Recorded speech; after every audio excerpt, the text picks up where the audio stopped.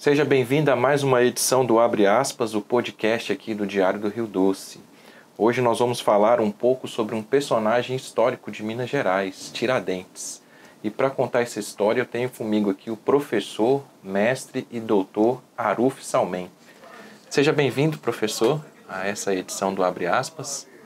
Eu que fico feliz em estar aqui e poder conversar sobre um tema tão interessante. Legal.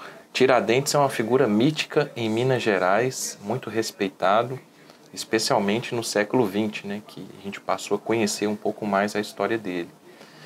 Conta para nós, então, quem foi o Tiradentes, primeiramente? Bom, o Tiradentes ele era um militar da Cavalaria de Linha, né, de Minas Gerais. Portanto, está na origem, né, da história da Polícia Militar Mineira, que é mais antiga do que a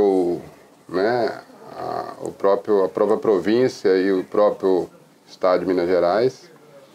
Né? Ele era um suboficial, alferes, né?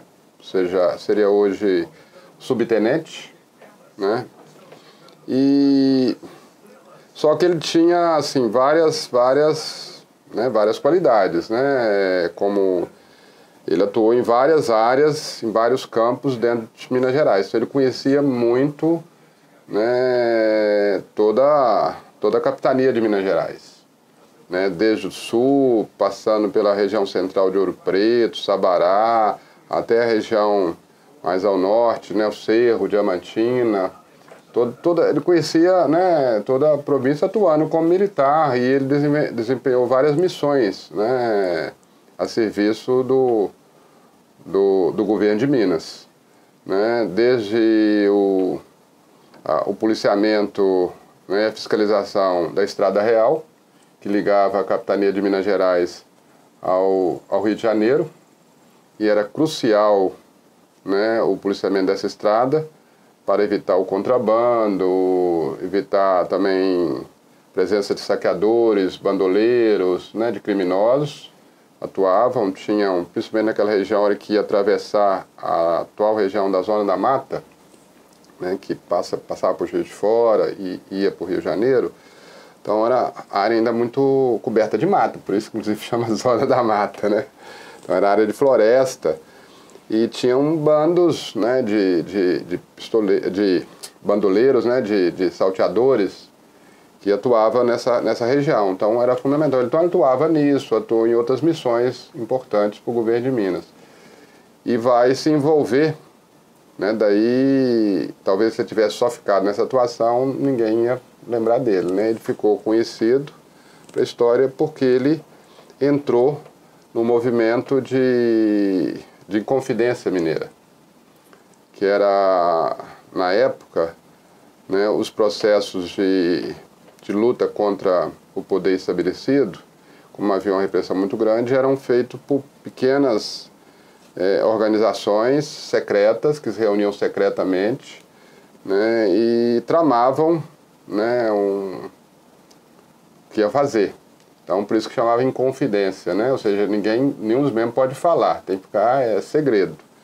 E eles se reuniam e eles tramaram a separação de Minas da coroa portuguesa, né? E o que motivou esse desejo dessa separação? Olha, vários fatores, né? Ou seja, a capitania de Minas Gerais era todas as partes que compunha, né, o Império Português, ultramarino, ou seja, Portugal, as ilhas do Atlântico, né, as capitanias no Brasil, porque cada capitania era uma colônia separada. Inclusive a gente fala Brasil, mas o Brasil só vai existir depois, né? Na verdade eram as colônias portuguesas da América, que cada capitania era uma colônia com seu próprio governo, separado, ligado diretamente à metrópole, não tinha qualquer laço interno, não existia o Brasil, né, na verdade. E Angola, né, Guiné-Bissau, Moçambique, né, todo esse império português, no século XVIII, onde a riqueza se concentrava, era em Minas Gerais, por causa do ouro. Portanto, a economia, né, girava, e onde que, por exemplo, os filhos da elite mineira iam estudar em Coimbra, né, fazer Direito ou outros cursos, né, na Universidade de Coimbra. O próprio fado de Coimbra é influência da música mineira, da modinha, que esses mineiros iam fazer serenata para as moças lá. Então, Minas Gerais era um centro do Império Português, né? Só que todo esse fausto, né, essa riqueza, dependia da extração do ouro. Né? E esse fausto era real, por exemplo, as procissões religiosas, os relatos que você tem, enquanto, por exemplo, Minas recebeu o primeiro bispo, foi criado, né, o bispado, foi uma profissão, um negócio assim, gigantesco, muito falso, muita riqueza, né? Então, as próprias procissões religiosas, as próprias igrejas, né, faziam cobertas de ouro. Então, assim, era uma riqueza muito grande, mas que dependia da extração do ouro. A partir da segunda metade do século XVIII, a quantidade de ouro começa a cair, né? Então, vai começar a apresentar dificuldades. Por outro lado, o governo cobrava impostos, mas cobrava imposto cedendo os direitos de cobrança para particulares. Então o governo, como diz, privatizava a cobrança de impostos, para usar os termos atuais. Mas ele arrendava para, né, a cobrança dos impostos, seja os impostos que até hoje existe, né, só mudou o nome, como o ICMS, né, que era o imposto de transporte de mercadoria, né, toda mercadoria que entrava, né, em Minas tinha que pagar imposto. Então tinha os postos na Estrada Real para cobrança de impostos, como tem nas estradas hoje ainda, né? Porque tinha que pagar imposto. Havia, então, por exemplo, esse imposto era arrendado para um dos membros da Inconfidência, que é o Silvério dos Reis, que inclusive é o que vai entregar todo mundo, né? Ele que tinha concessão. Então todas essas concessões, todos esses impostos eram cobrados por concessões. Havia um imposto também sobre o ouro, que era 20%, né? É o quinto do ouro que chamava, que era 20% sobre o ouro extraído, era imposto do governo, tá?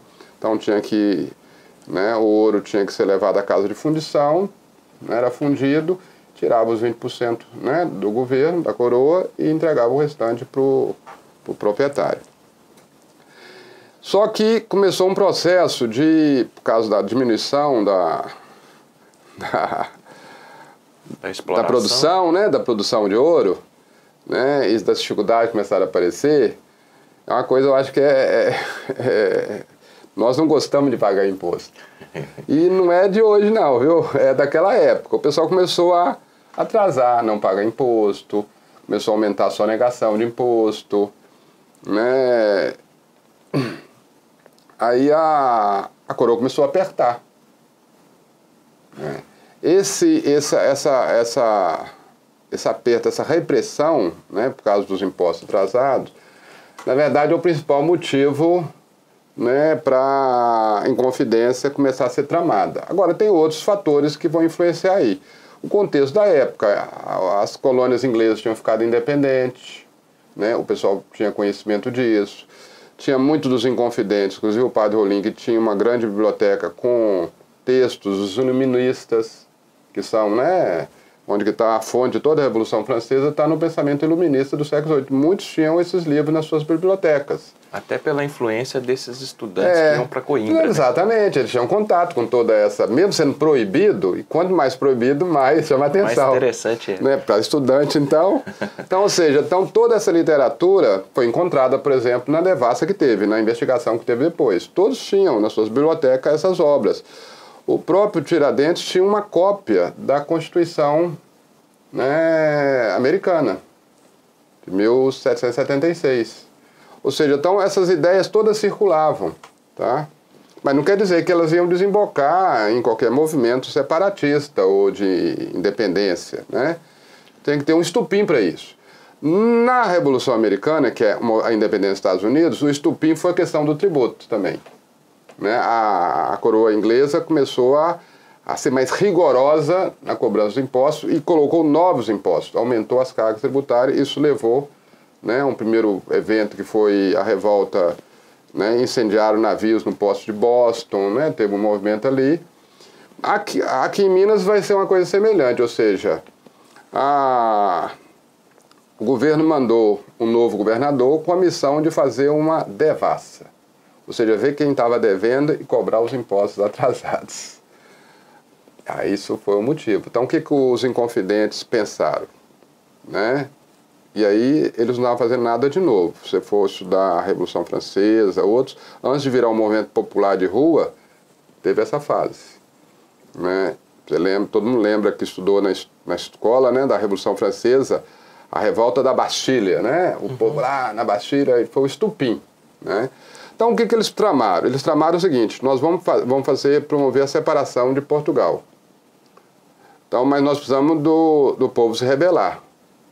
Então, no dia que o governador novo chegar e anunciar que vai fazer a devassa, né, o Tiradentes estava na missão de subir, né,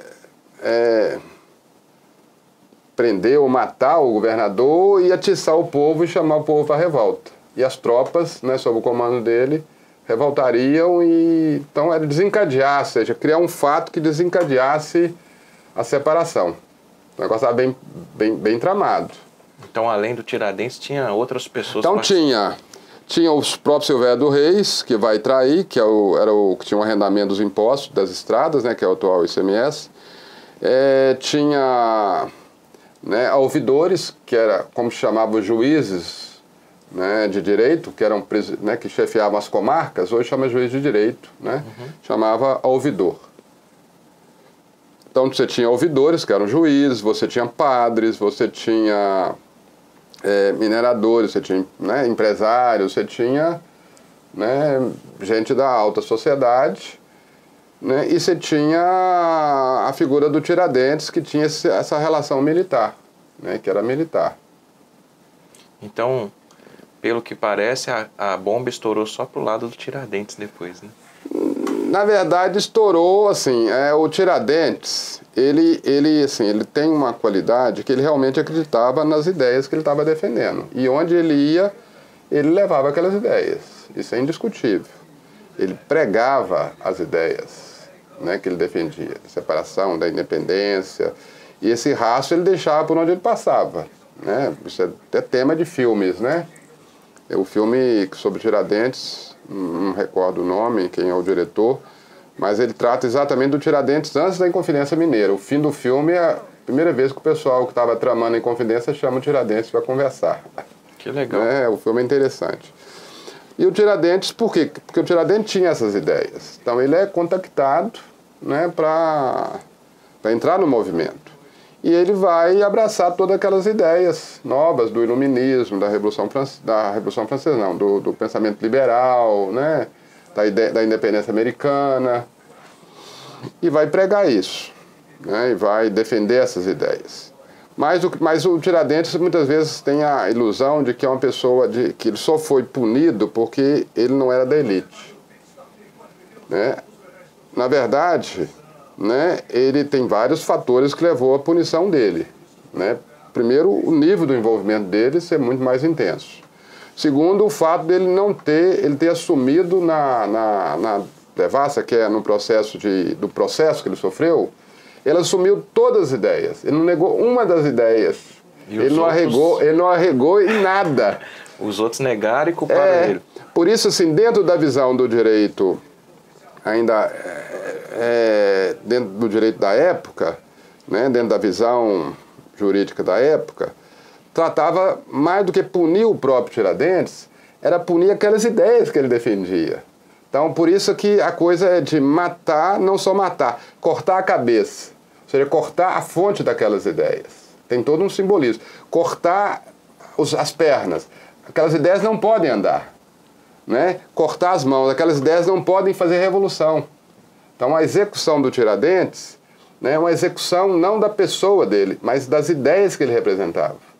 E mais ainda, pegaram a casa dele e salgaram. Você salga um terreno, não nasce nada. Aquelas ideias não podem brotar, não podem gerar outras ideias. Né? Então, vê o sentido simbólico.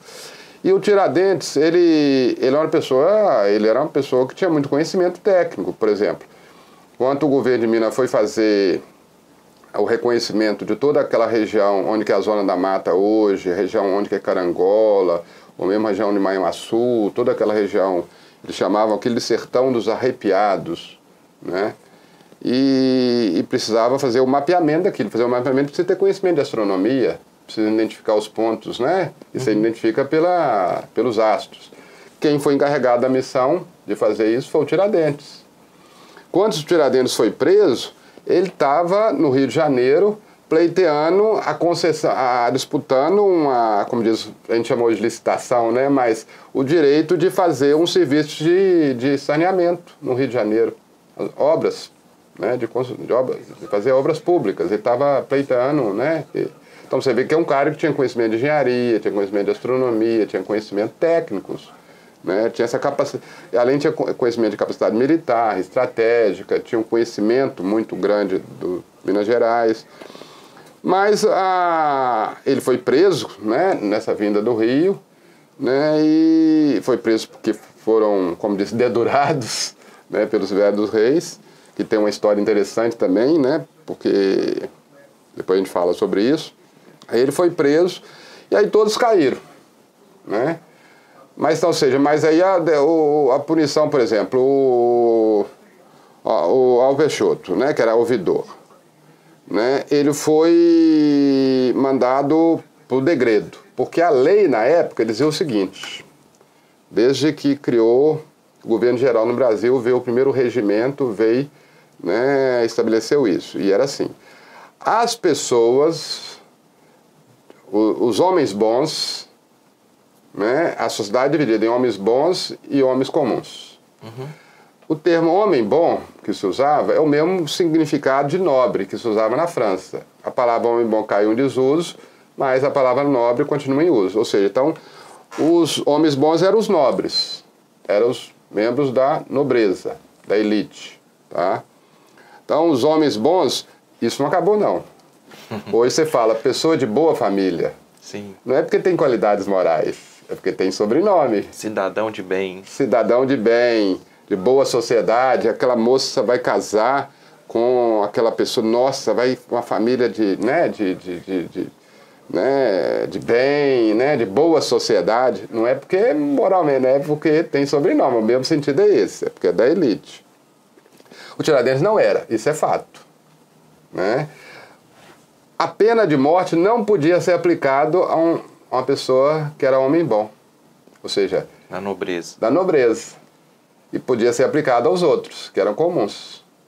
Né? Então, a pena que seria aplicada aos homens bons seria a pena do degredo, mandar embora. Então, o ouvidor Alvarenga Peixoto foi mandado para o exílio, ou seja, foi expulso de Minas Gerais e foi mandado para Angola. Só que lá ele acabou se dando bem, casando com uma das famílias mais ricas, né, portuguesa de Angola, né, tá, se deu bem. Cláudio Manuel estava preso onde que é a Casa dos Contos, hoje em Ouro Preto, e era muito comum, os prédios antigos, inclusive o prédio onde funciona o curso de Direito da Univale, quem for lá vai ver a mesma coisa. Você tem um saguão de entrada, você tem uma escada, que sai depois para a direita e para a esquerda. Uhum. Debaixo dessa escada tem uma sala, que fica exatamente debaixo da escada, que é o vão, né, do saguão, da parte de cima da escada, onde que dobra para os dois lados. Embaixo é uma sala. Ele estava preso dentro desse cubículo, dessa sala ali.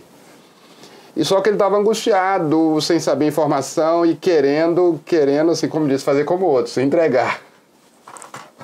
A Bárbara Bela de Nó Estrela, né, a personagem lá do Romance Marília e Odisseu, né, a Bárbara, ela foi lá e falou: não, você não vai entregar não, seja homem.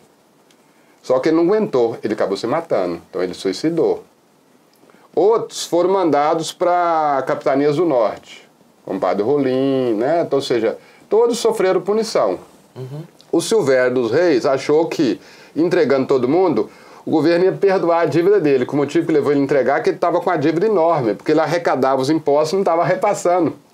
Então ele estava, como diz, se apropriando indebitamente, era pura corrupção, né, da parte dele. Então ele achou que o governo ia perdoá-lo. né? E ele não pôde ficar em Minas, que ninguém aceitava. Se tem uma coisa que até hoje ninguém aceita, é traidor. Né? E não tem um crime mais pior do que você trair seu país, né? Seu povo. Então, assim, né? Seus companheiros, isso ninguém perdoa.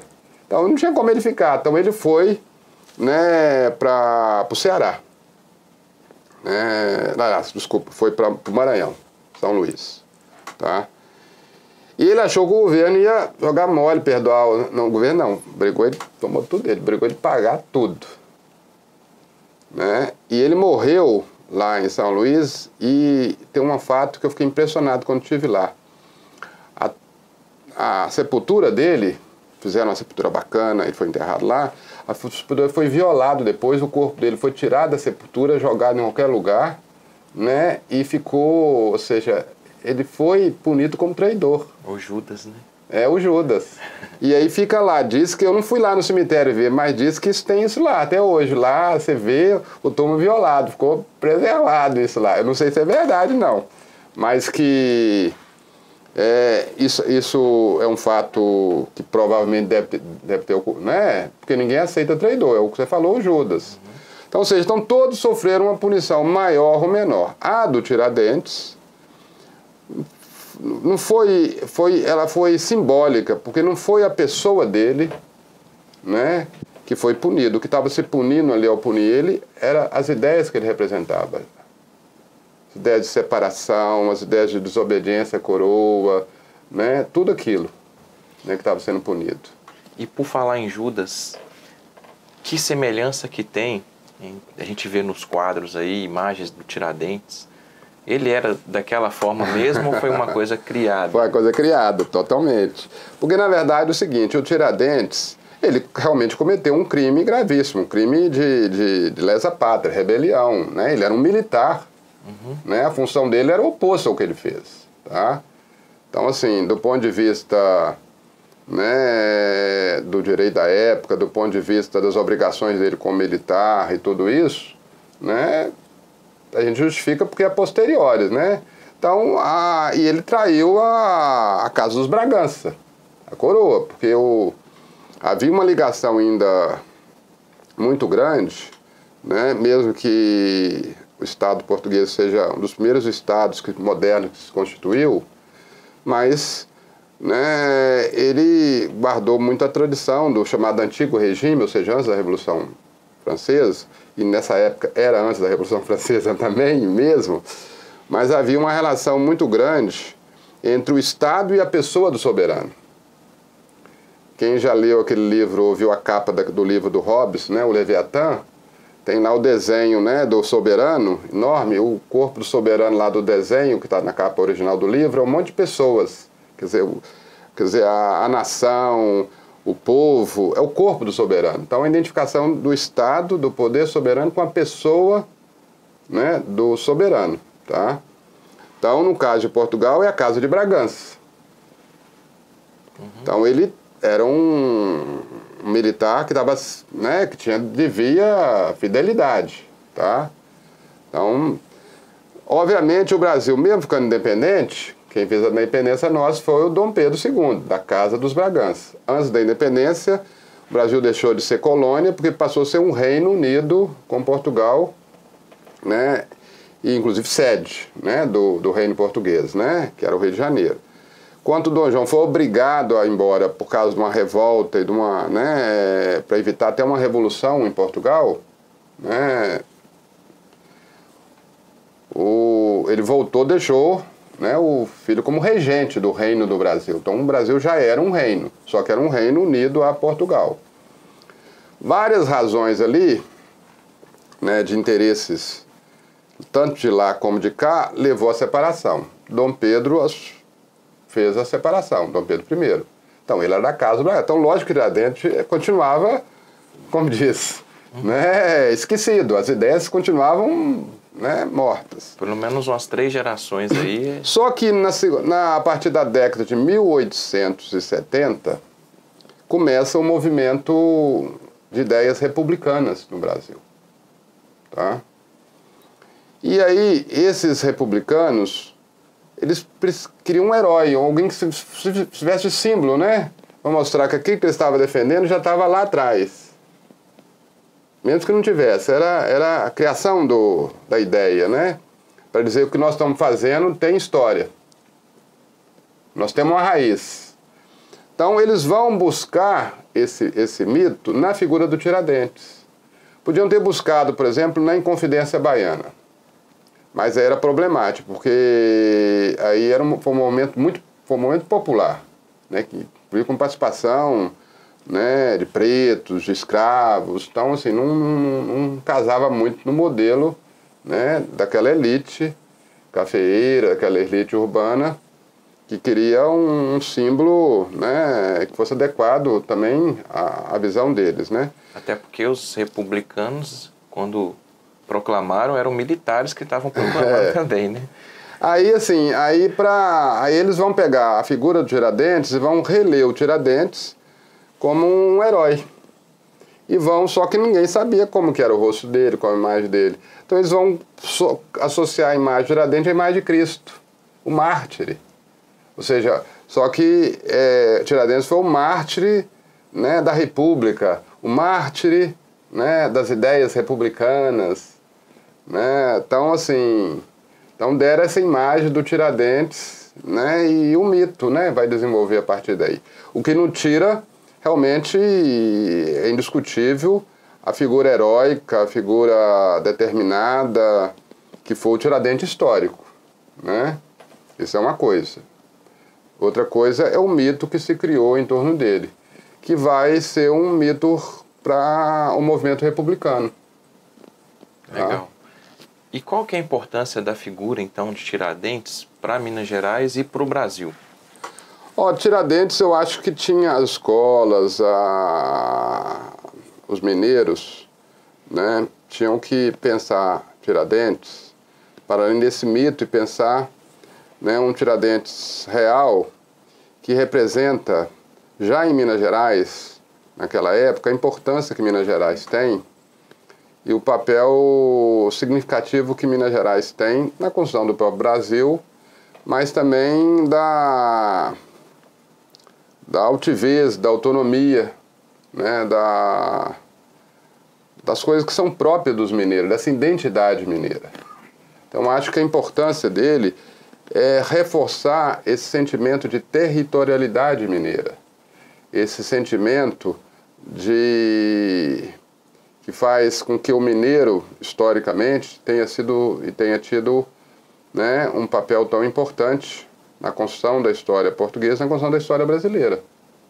Então, assim, a figura do Tiradentes é um meio de pensar a nossa própria condição como povo mineiro e como Minas Gerais. Eu acho que isso é mais do que fazer né, homenagem assim muito vazias, né, mas só superficial, seria trabalhar essa ideia, né, da importância do Tiradentes, né, e do que representa, né, na nossa história como mineiros, né, da nossa identidade como mineiro, da nossa altivez como mineiro. Então, ou seja, de reforçar a territorialidade mineira. E há outros exemplos, assim, de personagens mineiros tão relevantes quanto Tiradentes? Tem. Minas Gerais já teve muito mais importância, por exemplo, na construção, né, os grandes do Império, que tiveram um papel central na construção do Estado brasileiro, né, eram mineiros. Marquês do Paraná, não é o caso de ficar mencionando aqui. Mas assim, toda aquela geração, né, que teve uma importância grande em todo o processo de construção do Estado brasileiro, eram mineiros. No movimento que tem, né, no início do século, o processo de industrialização, Minas Gerais tem um pioneirismo, graças a alguns mineiros, como João Pinheiro, né, o mesmo Israel Pinheiro, toda uma geração, porque Minas Gerais tem a escola de Minas, a escola de engenharia, né, em Ouro Preto, que é antiga, do século XIX. Então formou toda uma geração de mineiros, que era um lugar que formava, né, em muitos campos da engenharia era lá. Então, toda uma geração que vai ser responsável pela grande parte do processo de industrialização de Minas Gerais. Então, tem nomes importantíssimos aí também. O próprio Santos Dumont, né? E o próprio Santos Dumont. Então, você tem né, em vários campos. Agora, se for pensar na arte no barroco, né, que é a escola, né, artística do século XVIII, Minas Gerais tem uma importância enorme. O barroco mineiro é de uma importância significativa. A arquitetura, a escultura, a pintura, o Aleijadinho, uma figura mais renomada, né? Os apóstolos lá em Congonha do Norte, as figuras. A arquitetura barroca mineira é fantástica, né? Se for pensar, Minas tem uma música barroca importante, né? Tem uma música ainda, o Diamantina preserva muito essa cultura, né, da música tradicional mineira, que é a modinha, a seresta, famoso isso, né, em Diamantina, graças também ao fato Juscelino, que é outra pessoa importante, Juscelino, né, tem um papel fundamental.